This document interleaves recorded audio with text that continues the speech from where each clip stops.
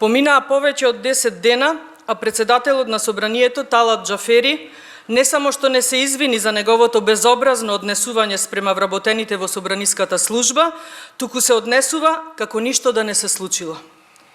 Крајно е недозволиво токму од човекот кој што прв го потпишал етичкиот кодекс за однесување во собранието, најгрубо да го крши и да бега од одговорност и заедно со пратениците од власта да пробуваат на секаков можен начин да го сокријат под тепих овој скандал.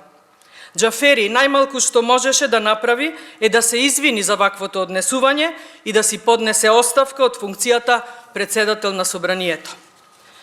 Сакаме да му порачаме на Џафери дека колку и да бега од одговорност и да пробува да се заборави овој скандал, дамката што ја остави зад себе секогаш ќе го прати, а ние секогаш ќе бидеме тука да го подсетуваме дека со неговото однесување и работа е еден од најлошите и најнеспособните председатели што ги имало собранието. Исто така,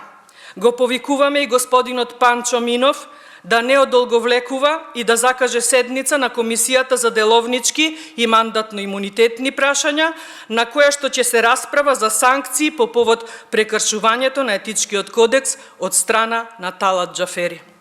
Доколку Џафери не поднесе одговорност за ваквото однесување, ќе даде до знаење до сите пратеници дека етичкиот кодекс на кој што сите заедно работевме, повеќе не важи во овој законодавен дом. Ви благодарам, дали имате прашања?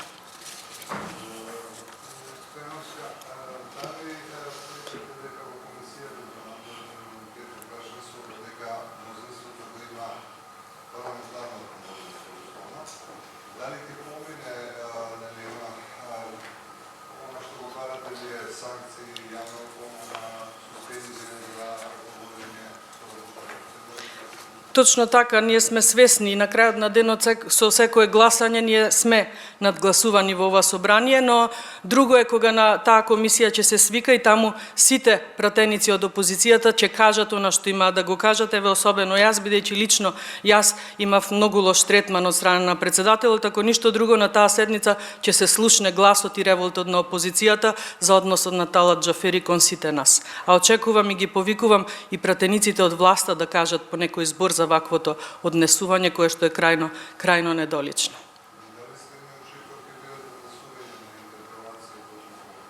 Да, размислуваме и на тоа, но сепак да веруваме на она што Панчо Минов го изјави дека ќе ја свика седницата. Пројдоа 7 дена, мислам, од како го поднесовме нашето барање, уште сме во исчекување и чекаме. Мислам дека и самата таа седница, нејзиниот крај ќе биде исто така добар прилог, односно ќе оди во прилог на интерпелацијата, доколку конечно се одлучиме да ја поднесеме, иако свесни дека и таа интерпелација може да заглави некаде во фиоките на Талат Џафери или на некој си дневен ред од седница, како што знаеме дека се случуваше со неколку интерпелации во минатото. Ви благодарам.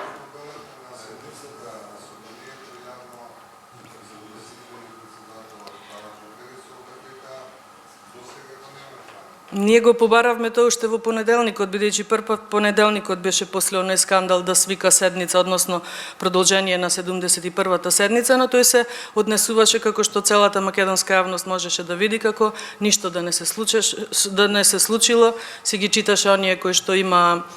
се има пријавено за збор и дури како што видовте изуми да, како што е ред при секој почеток на седница да прочита пријавени отсатни пратеници, веднаш прејде на списокот на пријавени за збор. Мислам дека е збунет, дека е во небрано, но ете како што така барем се представува дека нема никаков проблем со ништо. Во најмал збор би рекла дека требаше да се извини, но мислам дека времето за извинување му помина, така да ќе чекаме свикување на оваа комисија за деловнички мандатно-имунитетни прашања. Дали тој ќе дојде таму не знаеме, но таму сигурно ќе бидеме ние сите пратеници и ќе имаме што да кажеме.